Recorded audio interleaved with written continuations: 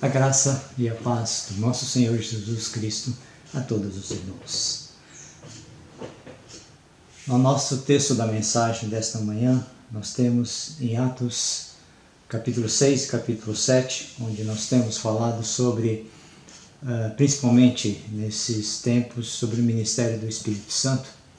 E aqui neste texto desta manhã, nós temos a discorrer sobre um assunto muito relevante nas nossas vidas, a ação prática do Espírito Santo no nosso viver e na nossa vida como um cristão, como aquele que foi alcançado pelo Espírito Santo de Deus.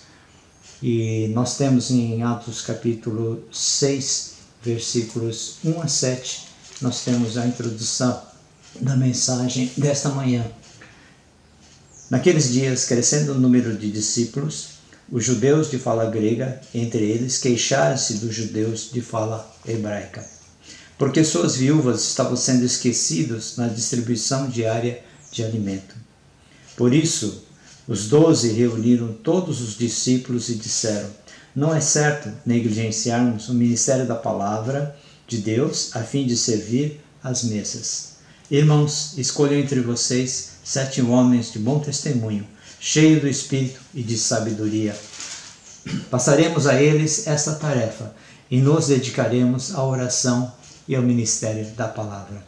Tal proposta agradou a todos. Então escolheram Estevão, homem cheio de fé e do Espírito Santo, além de Filipe, Prócoro, Nicanor, Timão, Pármenas e Nicolau, um convertido ao judaísmo proveniente de Antioquia. Apresentaram esses homens aos apóstolos, os quais oraram e lhes impuseram as mãos. Assim a palavra de Deus se espalhava. Crescia rapidamente o número de discípulos em Jerusalém. Também um grande número de sacerdotes obedecia à fé. Nós temos nesse texto aqui algumas coisas que são importantíssimas na nossa vida cristã. As duas experiências que falam aqui dentro dessa narrativa, desde o livro do Pentecoste, nós começamos a perceber, então, parece que Lucas fala de duas experiências diferentes com o Espírito Santo, que eu posso ter e tenho, e que você pode ter, deve ter, e que deve buscar. Quais são essas duas experiências com o Espírito Santo? Primeiro, vamos ver como no livro de Atos descreve as pessoas. Primeiro, diz a palavra de Deus que em Atos 2, 4, todos os que estavam reunidos foram cheios do Espírito Santo. E naquele dia, Pedro estava lá e levantou-se e explicou esse fenômeno. O Espírito Santo foi derramado sobre toda a carne. Mas, em Atos 4, 8, quando Pedro está diante das autoridades religiosas, dos mestres da lei, dos sacerdotes, inclusive Anás e Caifás, e é interrogado a respeito de sua fé e de seu compromisso com a pessoa de Jesus. Em Atos 4, 8, então Pedro, cheio do Espírito Santo, disse-lhes. Então uma coisa é a experiência de Pedro com o Espírito Santo em Atos 2 e outra é a experiência de Pedro com o Espírito Santo em Atos 4. Aqui em Atos 4, versículo 8, é uma experiência pontual, naquele momento que ele se levanta para justificar a sua fé e para testemunhar diante da liderança religiosa judaica. Ele, Pedro, é quase que novamente cheio do Espírito Santo para que naquele momento, para aquela tarefa, para essa circunstância específica, ele é visitado de maneira especial pelo Espírito Santo. Assim acontece em Atos 6, 3, quando os apóstolos dão orientação à igreja para que escolham homens que sejam de bom testemunho, cheios do Espírito Santo e de sabedoria, para que cuidem da gestão econômica da comunidade, enquanto os apóstolos se dedicariam exclusivamente à oração e ao ministério da palavra. Estevão era um dos 7 homens escolhidos para o trabalho da assistência aos carentes, a fim de liberarem os apóstolos para outras tarefas. O povo de Jerusalém vivia do templo, e atacar o templo era atacar o meio de vida deles. As autoridades, portanto, chamaram Estevão com a acusação de blasfêmia. O templo, para os judeus, era o lugar mais sagrado do mundo, o centro do universo, por ser a habitação de Deus. As supostas palavras blasfemas de Estevão, nessa ocasião, enfatizavam a desobediência de Israel e o cumprimento do Antigo Testamento no ministério de Jesus, inclusive a substituição do templo e da lei. Isso deve ter provocado ressentimentos entre aqueles que veneravam Moisés e rejeitavam Jesus como Messias. Estevão, percebendo que a fé cristã não se manteria dentro do judaísmo, ele antecipa essa visão de um cristianismo mundial, sem as restrições do judaísmo e da lei. Então aqui se diz em Atos 6:5 que eles escolheram Estevão, homem cheio de fé e do Espírito Santo. Uma coisa é Atos 6, versículo 5, que fala de Estevão como um homem cheio do Espírito Santo. Outra é Atos 7, versículo 55, que diz que naquele momento de seu martírio, de seu apedrejamento, Estevão é cheio do Espírito Santo e contempla os céus abertos e o Filho do Homem em pé à direita de Deus. Em Atos 7, versículos 55 a 60, nós temos essa narração. Ouvindo isso, ficaram furiosos e rangeram os dentes contra ele.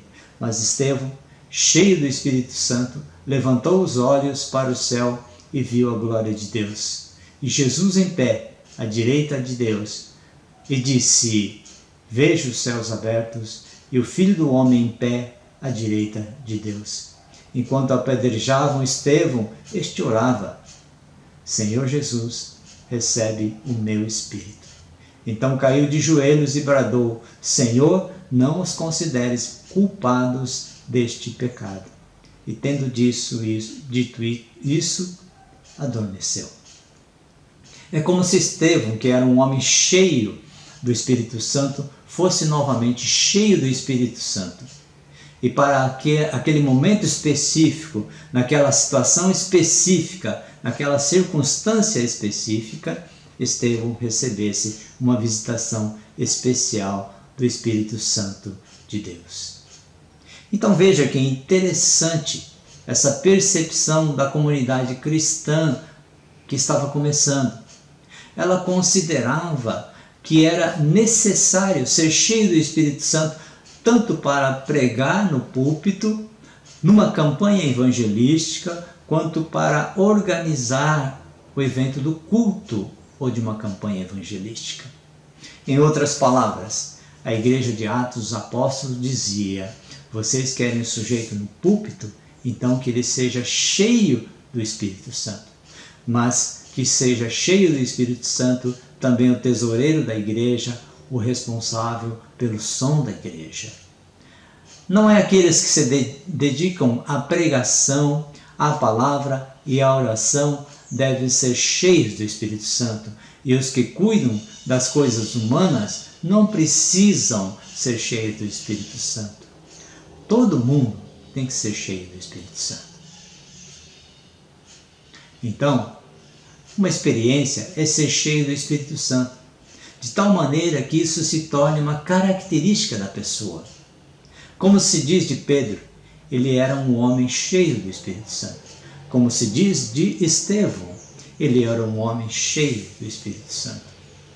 Uma coisa é a nossa experiência com o Espírito Santo, que é uma possibilidade de uma qualidade de vida de ser uma pessoa que manifesta os frutos do Espírito, descrita por Paulo em Gálatas 5, 22 e 23.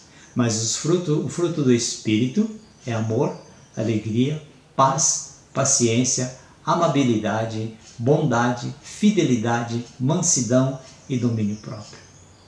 Essas são virtudes de caráter, virtudes que o Espírito Santo produz em você e em mim. São virtudes que são desenvolvidas em nós a partir da ação do Espírito de Deus em nós. Agora, diferente disso é o que está descrito em 1 Coríntios capítulo 12, versículos 8. Nós temos: a um é dado a palavra de sabedoria, a outro, pelo mesmo Espírito, a palavra de conhecimento. Versículo 9. A outro fé pelo mesmo Espírito, a outro dons de curar pelo mesmo Espírito. 10. A outro poder para operar milagres, e a outro profecia, a outro discernimento de espíritos, a outro variedade de línguas, e ainda a outro interpretação de línguas. Isso é dom do Espírito. O que é ser cheio do Espírito Santo? Em 1 Coríntios, capítulo 12, versículos 4 a 7, há diferentes tipos de dons, mas o Espírito é o mesmo. Há diferentes tipos de ministério, mas o Senhor é o mesmo. Há diferentes formas de atuação, mas é o mesmo Deus quem efetua tudo em todos. E a cada um, porém, é dado a manifestação do Espírito, visando ao bem comum. Deus, quando nos criou e nos colocou no jardim, disse a Adão e Eva: olha, eu espero que vocês aí no jardim construam um templo bem bonito e organizem um coral para cantar para mim. Não, Deus não falou isso. Deus disse que nós deveríamos nos multiplicar, povoar a terra e que nós deveríamos cuidar do mundo que Ele criou. Os dons espirituais são para isso, para a gente cuidar do mundo de Deus. Não é necessariamente só dentro da igreja, mas também fora. Os dons têm a ver com o que a gente faz, tem a ver com o que o Espírito Santo faz através de nós. O que fazemos tem a ver com os dons, com os talentos, habilidades, competências, capacidades, conhecimento, com o nosso treinamento. Mas nós temos uma vida para viver, não só um papel a desempenhar. Porque quando nós vamos para o trabalho, cheios do Espírito, e o fruto do Espírito está sendo visível na nossa vida, sendo intenso em nossa vida, agimos de um jeito diferente. Mas se não manifestarmos os frutos do Espírito, você age de um outro jeito. Por quê? Porque o fruto do Espírito é amor, paz, alegria, bondade, benignidade, paciência, fidelidade, mansidão e domínio próprio. Os dons têm a ver com o que a gente faz, mas o fruto tem a ver com o nosso caráter. O fruto tem a ver com a nossa maturidade, com o que o Espírito Santo produz em nós. Os dons têm a ver com o que o Espírito Santo faz através de nós, mas os frutos têm a ver com o que o Espírito Santo produz em nós. O que podemos aprender disso tudo que nós temos discorrido? A consistência da sua vida tem tudo a ver com o Espírito Santo, tem tudo a ver com o nosso dia a dia. Tem a ver com o seu trabalho, tem a ver com a nossa casa, tem a ver com a nossa família. Tem a ver com as coisas que a gente sabe fazer, mas tem a ver com o tipo de gente que a gente é. Tem a ver com os dons espirituais, tem a ver com os frutos do Espírito. Peça ao Espírito Santo, peça o ministério do Espírito Santo na sua vida. Peça para Ele dizer a você exatamente qual é o seu papel no mundo, qual é a sua vocação. Como é que através da sua vida você abençoa pessoas para a glória de Deus, em nome de Deus. Mas peça mais. Peça que o Espírito Santo mexer dentro de você, nas suas dores, nas suas feridas, do seu coração e produzir em você a beleza de Jesus. São essas as duas experiências com o Espírito Santo no livro de Atos, onde somos encorajados a buscar, a desejar e a crer que Ele nos abençoa dessa maneira, construindo em nós o caráter de Jesus Cristo e manifestando-se entre nós para a nossa edificação e para a glória de Deus. Que a nossa igreja, que a nossa comunidade seja uma comunidade onde o Espírito Santo de Deus frutifica em todos e em cada um de nós. Que seja a nossa comunidade uma comunidade que o Espírito Santo visita insistentemente, regularmente, repetidamente, misericórdia e bondosamente para a nossa edificação e para a glória de Deus. Amém? Vamos orar. Pai querido, nós agradecemos, ó Pai, porque todo o dom da vida vem de Ti, Senhor. E nós vivemos, ó Pai, para, Senhor, podemos também viver a vida que o Senhor nos ofereceu. E o Espírito Santo, Pai, é quem nos dá, Senhor, a maneira como nós devemos viver.